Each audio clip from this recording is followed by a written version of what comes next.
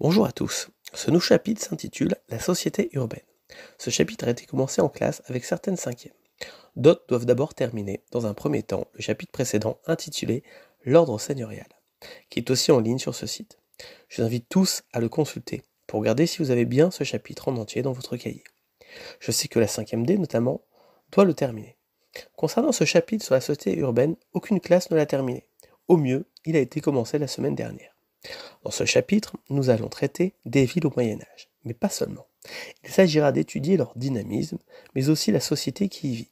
Une société chrétienne, marquée par l'émergence de la bourgeoisie et les corporations de métiers et de l'artisanat. Les villes, nous le verrons, apparaissent comme des lieux de foisonnement économique et culturel, à l'image de cette illustration de Venise au XVe siècle, qui nous montre une ville à l'architecture somptueuse, aux bâtis importants, mais aussi une ville dynamique par son commerce. En témoignent les nombreux bateaux de commerce, les bourgeois sur les quais, richement vêtus, et les boutiques.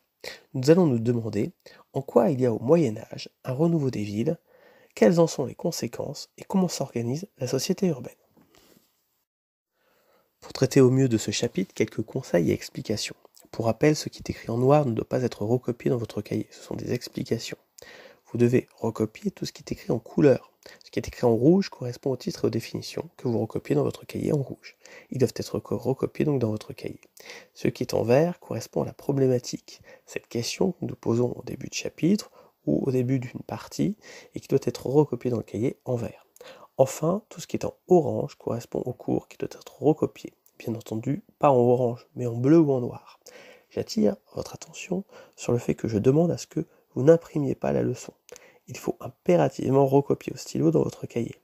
En recopiant, vous faites l'effort de lire et de comprendre ce chapitre. Au fil du chapitre, des activités vous sont proposées. Il vous faut faire ces activités, puis vous auto-corriger, puisque je donne à chaque fois la correction.